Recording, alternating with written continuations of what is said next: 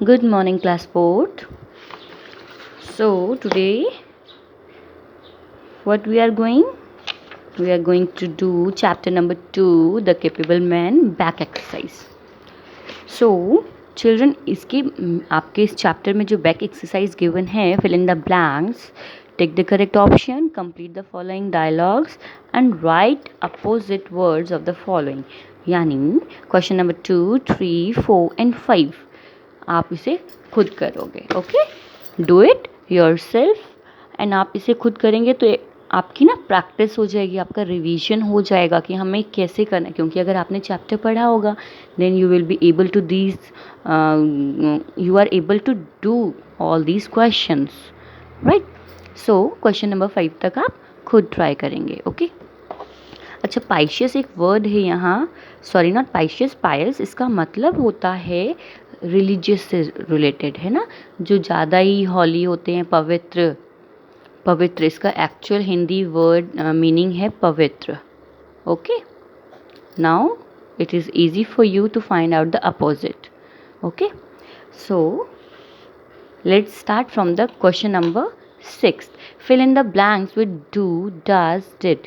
अब बच्चे, आप डू, डज, डिड का मतलब क्या होता है एंड आप इसको करेंगे कैसे, है ना. इसका यूसेज क्या है आपको पता है. डू, डज, डिड का मतलब एक ही चीज़ है, दैट इज़ किसी काम को करना, राइट. बट एक्चुअल में ये है क्या. So I am going to tell you do, does, did.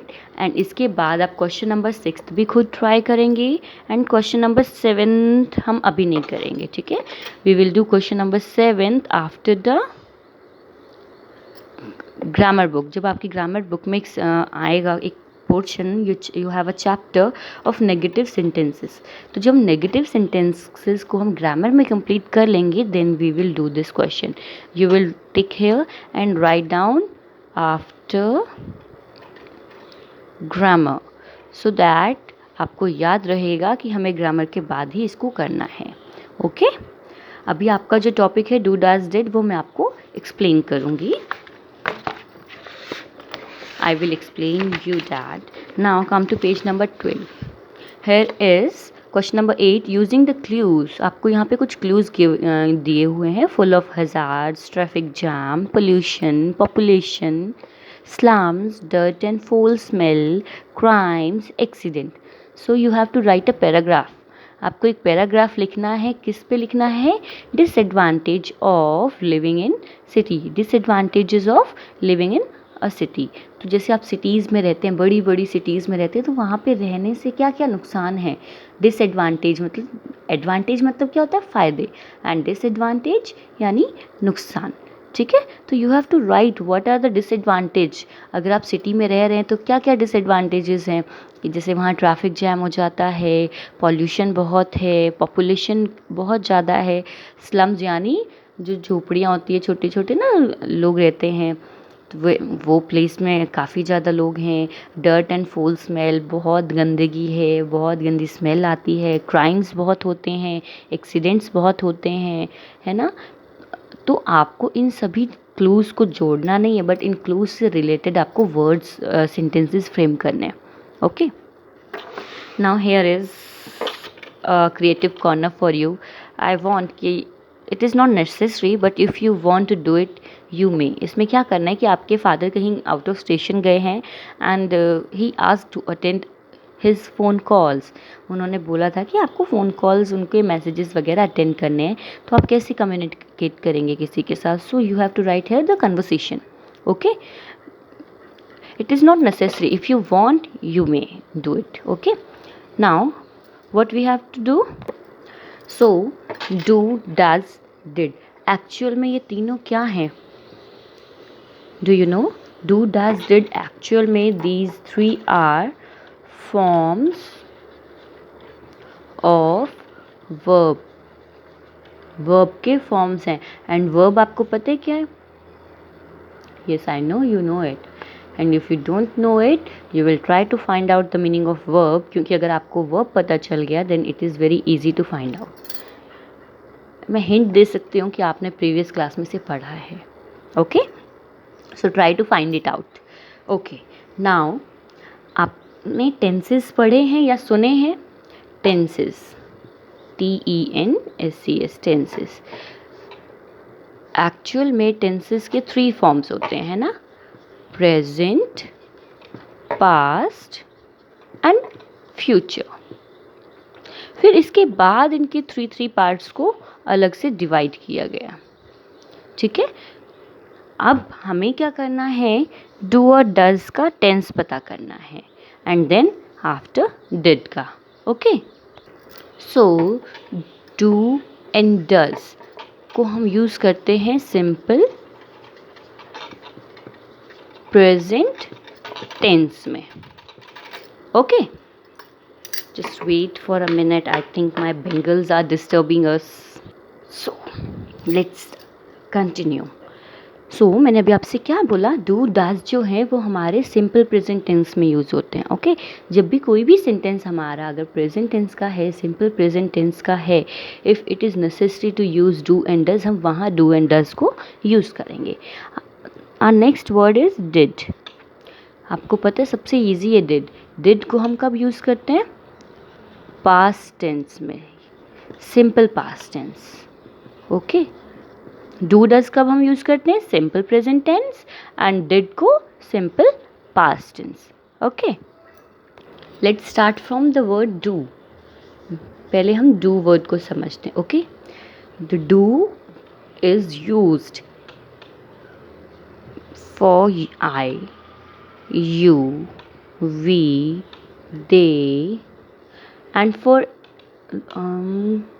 they, okay, they, and for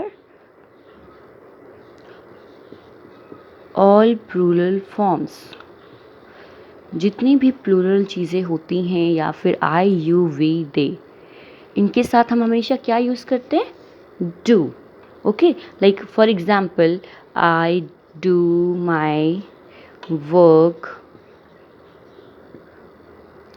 okay, you do nothing at all, you do nothing at all, or we do our laundry weekends, okay. And like Sarah and James, Sarah and James do not like cats. Now, you have noticed this, Sarah and James, यानी 2 लोगों की बात हो रही है. It means they, है ना. So जब भी हम 2 लोगों की बात करते हैं या 2 से ज़्यादा, we can use they, है ना. हम they यूज़ कर सकते हैं. So they do not like cats. It is easy na?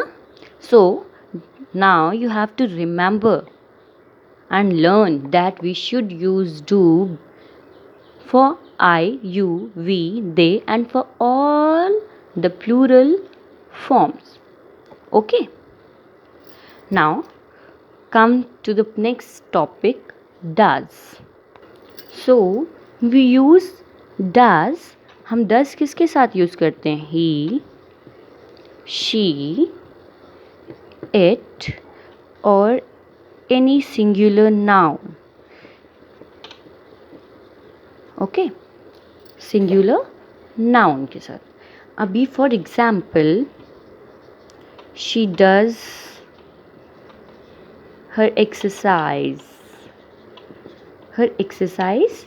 every day. You know, did you notice कि she does, she is a singular, and he, she, it, all these 3 words are only for the third person. ये हम किसी third person की बात कर रहे हैं. Okay, so she does her exercise every day means हम किसी को point out करके बोल रहे हैं कि वो अपनी exercise daily करती हैं.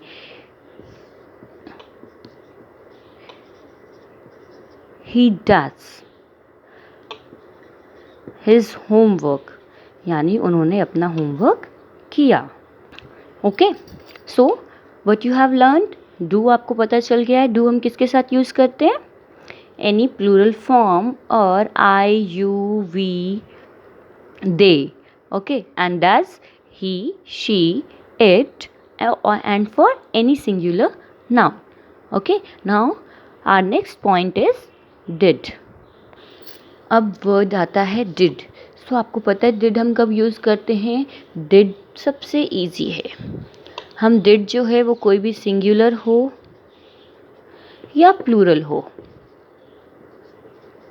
ठीक है, कोई भी हो, ही हो, शी हो, और आई, यू, दे, वी और इट, तो कुछ भी हो. बट द थिंग इज़ कि ये सभी चीज़ें जो हम यूज़ करने वाले हैं, इन सब के बारे में बात की हो पास्ट टेंस में, ठीक है, पास्ट के बारे में हो तब हम यूज़ करेंगे did. For example, I did my homework last night. If you see here last night यानी कल रात में, है ना. सो ये रात तो अब निकल गई, बट मैं आपको ये बात कब बता रही हूँ? आज, है ना. तो मैं कल रात के बारे में आपसे बात कर रही हूँ. So that I have to use did. तो मुझे डिड यूज़ करना पड़ेगा, ठीक है. तो डिड सबसे ईजी है, बस आपको ये याद रखना है हमें डिड कब यूज़ करना है? पास्ट टेंस में. बट फॉर डिड एक और सबसे इम्पॉर्टेंट चीज़ है. इफ़ यू नोटिस हियर, मैंने लिखा है डिड ही कम yesterday. क्या वो कल आएगा? सो देखो, डिड जो हमने यूज़ किया वो हमने कब के लिए किया? पास्ट के लिए, ठीक है. बट जो हम इसमें यूज़ करेंगे कि वो क्या कर रहा है या क्या, जो भी आपका वर्ब यूज़ होगा वो हम किस लिए यूज़ करेंगे उसमें? प्रेजेंट, ठीक है. जब भी डिड यूज़ करना है यू हैव टू रिमेंबर कि हमारे जो ये वर्ड्स आते हैं कम, गो, या जो भी हम वर्ब को यूज़ करेंगे, it must be in the present tense. Okay, so I hope कि आपको डू दैट डिड समझ आया है. Do practice more and try to do the questions by your own self. Okay, thank you.